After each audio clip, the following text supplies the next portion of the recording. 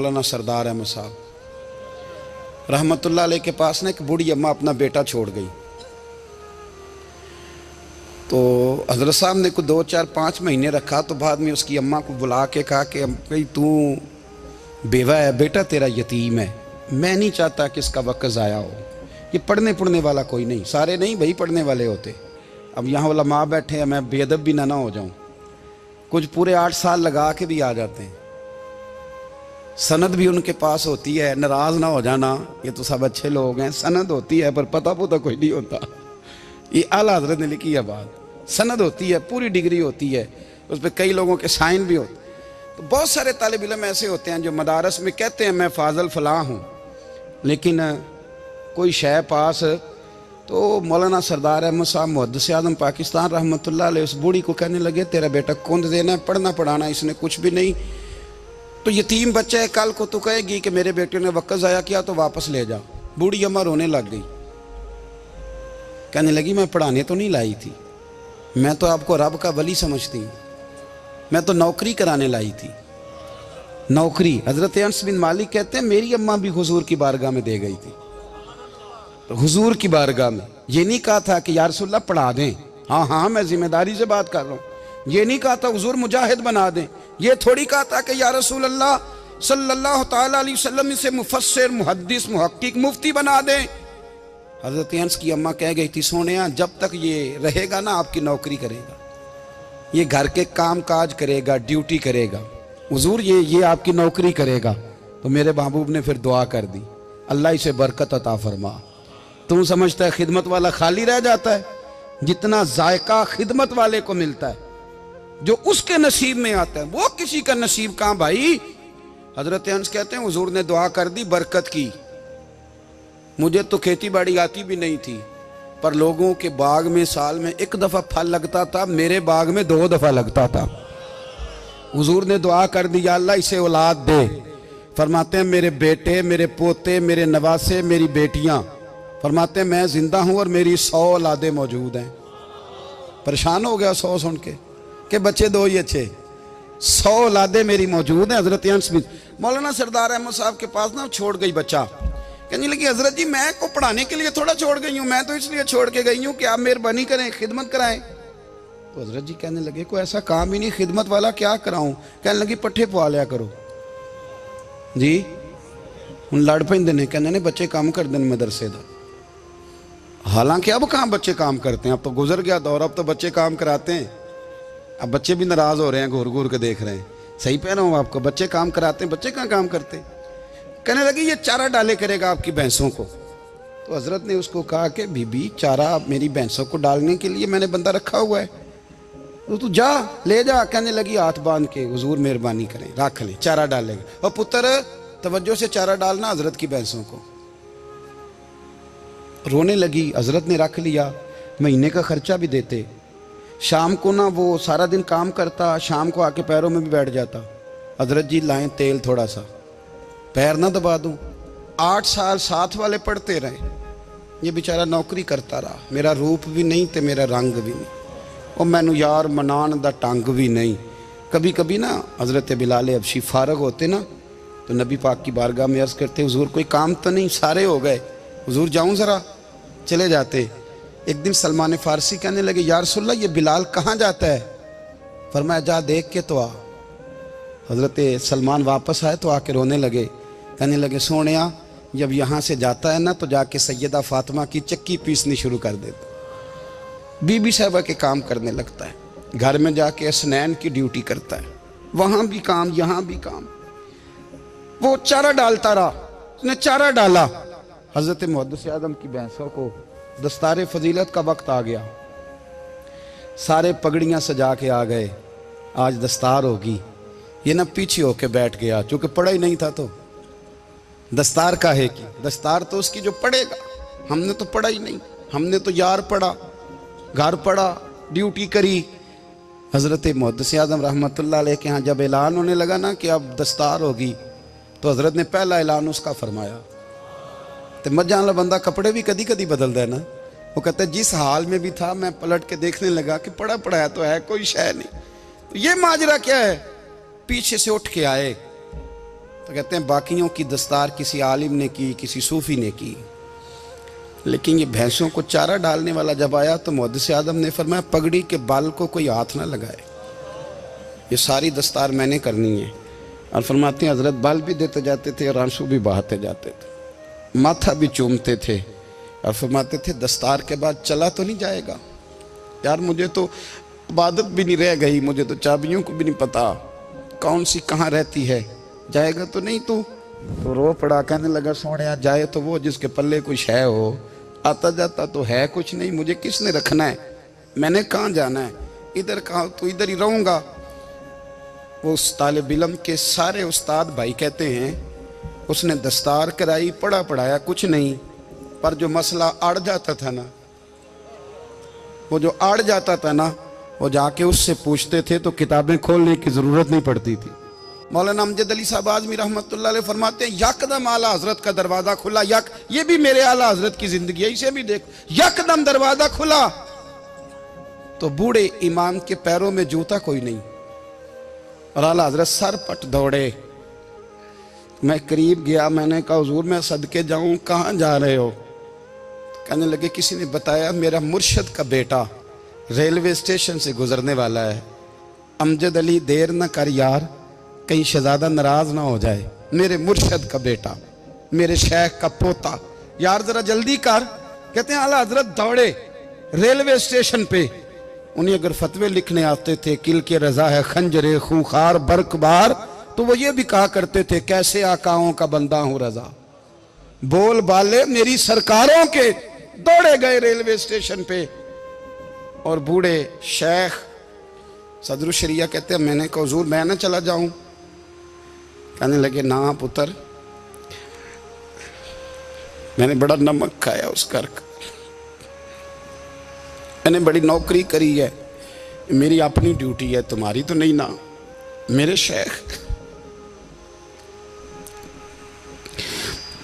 फरमाते railway station पे हजरत खड़े हैं तो एक मुसाफिर उतरता, उसके करीब जाते अदब से सलाम लेते तो कहते मारेरा शरीफ से तो नहीं कोई आया? कहते वो मुसाफिर गुजर जाता, दूसरा आता तो फिर करीब जाते, कहते वो उसके आस्थाने से तो नहीं आए, उधर से तो नहीं कोई आया। कहते सारे गुजर गए, जिन मुसाफिरों ने उतरना था उतर गए, ट्रेन चल पड़ी। तो मैंने कहा हुजूर किसी ने आपको गलत इत्तला दी थी, शहजादे तो आए नहीं।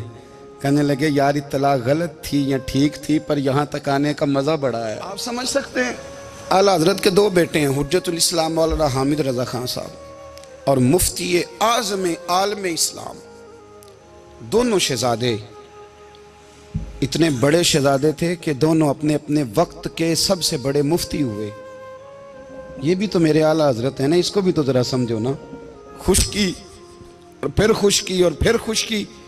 एक दिन पीर साहब ने कहा, नूरी मियाँ साहब, क्या अहमद रजा यार वो भैंसें रखी हुई हैं तो उनको ना गीदड़ आके तंग करते हैं, तो दो कुत्ते मिल जाए ना कभी, तो चलो रात को पहरेदारी करेंगे, दो कुत्ते मिल जाएं। मैं अक्सर सोचता हूँ कि आला हजरत तो आलिम थे, उनका कुत्तों से क्या लेना देना।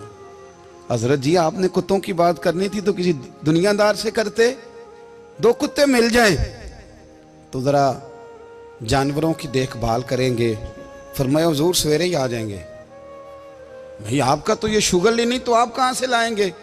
दिन चढ़ा तो दोनों बेटों के गले में रस्सियाँ डाली। आला हजरत को सिर्फ आप फतवे की रोशनी में देखते हैं, आपको उस शख्स के दर्द का नहीं पता, उसके जायके का नहीं पता, वो किस स्टेज का आदमी है, स्टेटस क्या है तरीकत में, शरीयत में, इश्क में। दोनों शहजादों के गलों में रस्सियां और पकड़ा हुआ है। तो नूरी मियाँ साहब कहते हैं मैं चारपाई पे बैठा था तो नीचे बिठाल दिए दोनों बच्चे, मैं उठ के खड़ा हो गया। मैंने कहा मौलाना ये क्या? कहने लगे हुजूर ड्यूटी भी करेंगे और रोटी भी नहीं मांगेंगे। जिन्हां तना विच इश्क न रचिया कुत्ते ना थी चंगे, मालक देकर राखी कर दे साबर भुखे नंगे। किधर गया ज़ौक़, किधर गया वो दर्द? और फिर जब बारी आई रसूलुल्लाह के प्यार की, जब बारी आई नबी पाक की मोहब्बत की, तो फिर फाजिल बरेलवी का कद अगर लिखने में कमाल है ना, तो महबूब के प्यार करने में भी कमाल है। उन्होंने ना सारी ज़िंदगी, यानी सारी ज़िंदगी ये कह के गुजार दी कि इश्क तेरे सदके जलने से छुटे सस्ते, जो आग बुझा देगी वो आग लगाई है। एक सैयद साहब थे, मकान बन रहा था आला हजरत का, तो सामने ना बिल्कुल लाइब्रेरी थी।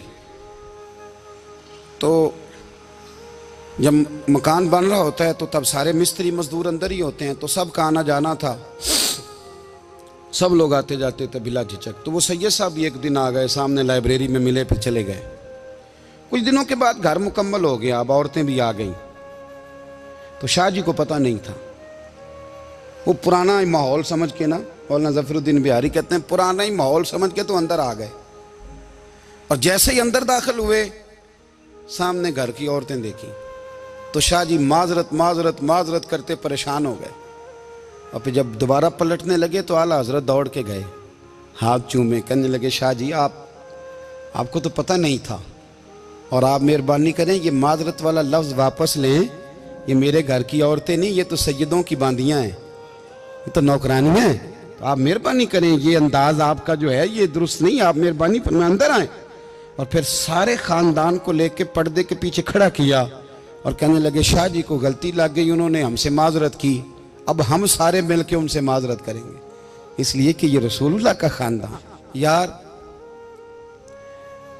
थोड़ा बहुत दो चार लफ्ज़ जिस बंदे को आ जाए ना, दो चार लफ्ज़, मैं ज़ाती तौर पे ना आपको पता है, मैं तो नात खानों से तो हमारी बनती नहीं, बहुत सारे नात खान तो हमें वैसे ही नहीं। मैं कहता हूँ नात आने दे जाने का नाम नहीं, नात तो कलाम का नाम है।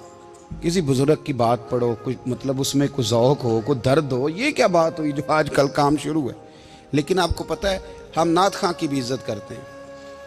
मैं जिस नात खां से नात सुनता हूँ, मैं दिल की कल्ब की गहराई से उसका हया करता हूँ, मैं इकराम करता हूँ, अल्लाह जानता है, मैं एहसास देता हूँ, इसलिए कि मैं समझता हूँ ये जब बोलता है ना तो मुझे मदीने वाले की याद आती है, ये नबी करीम की याद दिलाता है, तो इसका एहसास है। आला हज़रत फ़ाज़िल बरेलवी रहमतुल्लाह ताला अलैह ने नबी करीम से मोहब्बत की और हुजूर सैयद आलम सल्लल्लाहु अलैहि वसल्लम से ताल्लुक़ रखने वाली हर शय से मोहब्बत की। उन्होंने अपने ज़ौक़ को कभी फीका नहीं पड़ने दिया। सारी ज़िंदगी रसूलुल्लाह सल्लल्लाहु अलैहि वसल्लम का प्यार। थोड़े दो चार लफ्ज़ मेरी तरह किसी शख्स को आ जाएं तो वो अदब अदाब के दायरों से निकल जाता है, वो हर चीज़ को किलो काल के जायके में रखता है। इसलिए मुल्ला रूमी फरमाया करते थे, सेठ आदमी हो ना, जेब में पैसे हो तो उसका पीर कोई नहीं होता। अगर कोई ओहदा मिल जाए, बंदा किसी दर्जे पे पहुंच जाए तो उस बंदे का भी मुर्शद है, और अगर चार लफ्ज़ पढ़ जाए तो अक्सर मेरी तरह के बंदे खलीफे होते हैं, मुरीद नहीं होते। नाराज़ तो नहीं हो गए आप लोग? मेरी तरह के लोग ना खलीफे होते हैं, बताते हैं 14 जगह का खलीफा हूँ, तो सवाल ये है कि गुलाम किसका है? मेरी खिलाफ थे ओ खुदा के बंदे, गुलामी असल चीज़ है। आला हज़रत फ़ाज़िल बरेलवी रहमतुल्लाह ताला अलैह ना लोगों से पूछते, जब कोई मदीने से आता, मक्के से आता, हज करके आता, तो पूछते मदीने गए थे? सदरुल शरिया रहमतुल्लाह अलैह फरमाते हैं, किसी ने कान में आके कहा हुजूर वो मोची हज करके आया। पक्की बात है हुजूर? हाँ। फरमाया चलो चलें। हज़रत जी वो लिखना नहीं, तो मैं आके देखते हैं। हज़रत मेहमान ओए आके देखते हैं, कहते दौड़ने लगे, वो जूते गांठ रहा था, जाके पूछा हज करके आए हो? कहा हाँ, मदीना शरीफ गए थे। वो जिस बंदे के पास लोग तारीखें लेने जाएं तो टाइम ना मिले, भाई आज मदीने गए थे?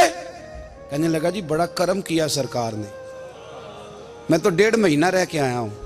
कहते हैं जुब्बा कहीं, पगड़ी कहीं, कलम कहीं, शागिर्द कहीं, मुरीद कहीं, और अंदर नहीं, हुजरे के अंदर छुप के किसी की तादीम नहीं, चौक में मोची जूते गांठने वाला दुनिया देख रही है। आला हजरत झुके और मोची के पैर चूमने शुरू कर दिए।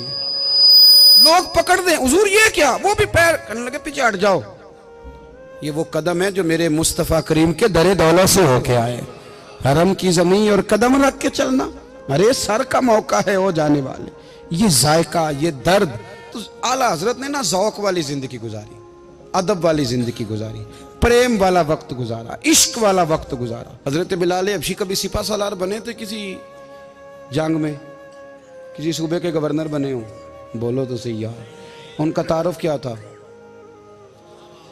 नबी करीम के गुलाम। हुजूर के ना जो ज़ाती मामलात थे ना, 20 अंसारी नौजवान थे जो हर वक्त नबी पाक के पास खड़े रहते थे कि हुजूर को हुक्म करें। 20 और 34 से लेकर 40 तक गुलाम हर वक्त हुजूर की बारगाह में रहते। हजरत बिलाल हुजूर के ज़ाती मामलात की खिदमत करते थे। कोई ऐसी वो जो तबलीग की या दावत की या जंग की या जिहाद की कोई ड्यूटी नहीं वो करते थे, ज़ाती खिदमत सरकार की।